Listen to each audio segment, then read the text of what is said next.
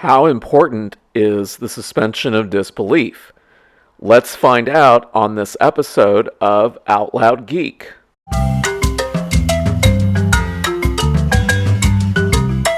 Hi, and welcome to another edition of Out Loud Geek, where we discuss a variety of topics, including science fiction, fantasy, cooking, the outdoors, and more. What is suspension of disbelief? In relation to the principles of theater, Aristotle suggested that an audience ignores the unreality of fiction in order to experience catharsis, which is a metaphor for an emotional purification or purgation. However, it was the poet and philosopher Samuel Taylor Coleridge who first coined the term in 1817 when he suggested that if a writer could infuse a human interest and a semblance of truth into a fantastic tale, that the reader would be able to suspend judgment concerning the implausibility of the narrative. Thus, suspension of disbelief can be defined as readers willingly and intentionally avoiding critical thinking and logic while viewing something unreal or impossible in reality for the sake of enjoyment. How is suspension of disbelief maintained? J.R.R. Tolkien provided insight on this in his 1939 essay entitled On Fairy Stories. In it, he proposed that for a narrative to be successful, an audience must be able to become immersed within the narrative. Immersion can only occur if the audience achieves what Tolkien referred to as secondary belief, which is an audience's ability to perceive that what they are reading or viewing is true within the context of the fictional world's secondary reality that the author has created. The key to maintaining an audience's secondary belief is dependent upon whether the author has created an internally consistent fictional world. Tolkien said that if an author fails to create secondary belief, the audience will cease to be immersed in the story and, from that point onward, must then make a conscious effort to suspend their disbelief or abandon the narrative altogether. I'll share some of my own personal experiences with regard to suspension of disbelief. In my own personal experience, the works of science fiction and fantasy that I have enjoyed the most are the ones that I have been able to immerse myself into the most. But works of science fiction or fantasy that unexpectedly become inconsistent within their own fictional universes are the ones that I begin to lose interest in. This is because I have found myself struggling to maintain my own suspension of disbelief. In some cases, I have been tempted to abandon those works altogether. Further, an internally inconsistent fictional world isn't the only thing that has led to these issues.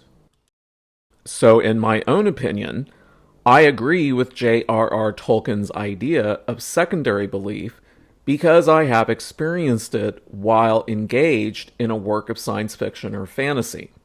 In fact, I have experienced multiple secondary beliefs because each one is unique to a specific fictional work. How is suspension of disbelief lost? From personal experience, while engaged in a fictional work and an event occurs that is either internally inconsistent within the fictional universe, or the event is otherwise inconsistent with or reminiscent of a real-world experience, the event can cause the mind to begin thinking critically and logically about that event. At this stage, immersion within the narrative's fictional world may start to degrade and become replaced with a critical analysis of what's occurring within that fictional world. And at some point, the individual may begin to struggle with their ability to maintain their suspension of disbelief. Worse, if multiple internally inconsistent events are occurring, an individual's mind will begin to increasingly focus on those events and on analyzing them critically and logically. But the analysis won't be limited to those events only. It will begin to expand to include the entirety of the narrative itself. If it does reach this point, the individual's immersion and suspension of disbelief will be completely gone, as will the individual's ability to enjoy the narrative. Here are some specific examples from my experiences with Star Wars.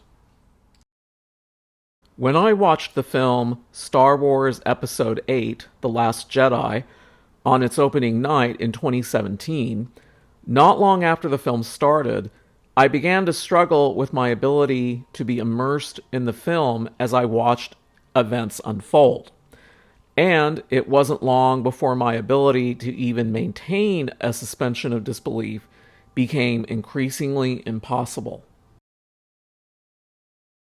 The first questionable event occurred early in the film, when Poe Dameron says a "your mama" joke to General Hux, who fell for it. In the previous film, Hux was a very formidable character and foe, but in the midst of a battle, falling for the "your mama" joke made him come across as a bumbler and stupid. Not only did this strip away the seriousness of the battle in the film, it made me question Hux's competence as a leader. The next questionable event occurred only minutes after the first, with the appearance of space bombers that were designed to drop bombs in space onto another spaceship. While bombers have been used in combat on Earth, the notion of a space bomber is ridiculous given the fact that ships in orbit over a planet will experience zero gravity. How then, in a zero gravity environment, can bombs be dropped onto a target? At this stage, my mind was thinking both critically and logically, which made suspension of disbelief impossible. Another questionable event in the film occurred after General Leia was blown into outer space after a hull breach. My first thought was that this was probably how her character was going to die, because the actress who had played Leia, Carrie Fisher, had died in 2016, 1 year before the film's release. But director and writer Rian Johnson had another idea. Leia, as her body was freezing in the vacuum of space, suddenly uses the Force to pull herself back towards the ship that she had been blown out of.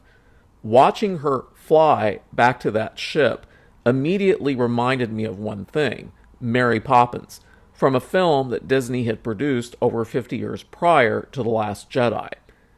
In truth, by the time this scene was shown, my suspension of disbelief had already been long gone, and this scene did not help me enjoy what I was seeing. In fact, it had the opposite effect. Another serious problem that I had with The Last Jedi was the transformation of Luke Skywalker. In the original Star Wars trilogy, Luke was the optimistic hero who had destroyed the first Death Star, learned to become a Jedi, and eventually helped to destroy the evil Emperor and save his father, Darth Vader, from the dark side of the Force. But in The Last Jedi, Luke Skywalker was a cynical curmudgeon who had abandoned his friends and his beliefs, including the Jedi Order itself. Instead of the hero that George Lucas had created years earlier, Rian Johnson's vision of Luke Skywalker was someone you'd never want to meet in real life. And the character was now a complete disappointment that, again, destroyed any possibility of maintaining a suspension of disbelief. When I first saw Star Wars Episode VII, The Force Awakens, in 2015, I thoroughly enjoyed the film, even though it was essentially a remake of Star Wars Episode IV, A New Hope, from 1977. and the film gave me great hope that the subsequent films would be just as good. But that hope was destroyed after I saw The Last Jedi in 2017. Then, when I watched Star Wars Episode 9, The Rise of Skywalker, I decided to give up entirely on Disney's sequel trilogy because of the gross inconsistencies that these films have with their predecessors, as well as the overt retconning that occurred in all three of them, which was simply beyond my ability to enjoy and my ability to suspend my disbelief on their behalf. Hence, I no longer watch or enjoy any of Disney's Star Wars sequel trilogy movies, but I can still watch and enjoy the original trilogy and the prequels that George Lucas produced. Conclusions. Having studied the concept of suspension of disbelief for some time, as well as examining my own experiences with various works of science fiction and fantasy, it is my personal contention that the suspension of disbelief is, in fact, the single most important aspect that any such work can have.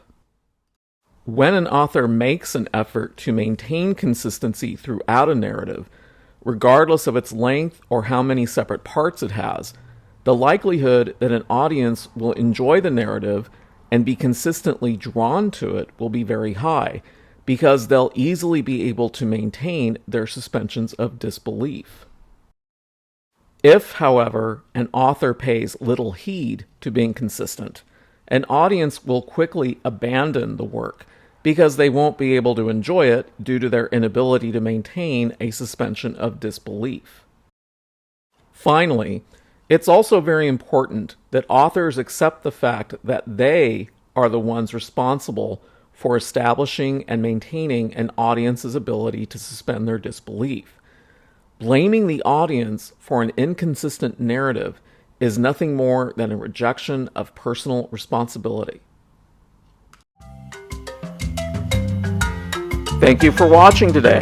If you enjoyed this video, please be sure to press the like button below. And if you'd like to see more of our videos in the future, please subscribe to our YouTube channel right now by clicking on the subscribe button. If you'd like to leave a comment, please feel free to post one below. See you next time on Out Loud Geek.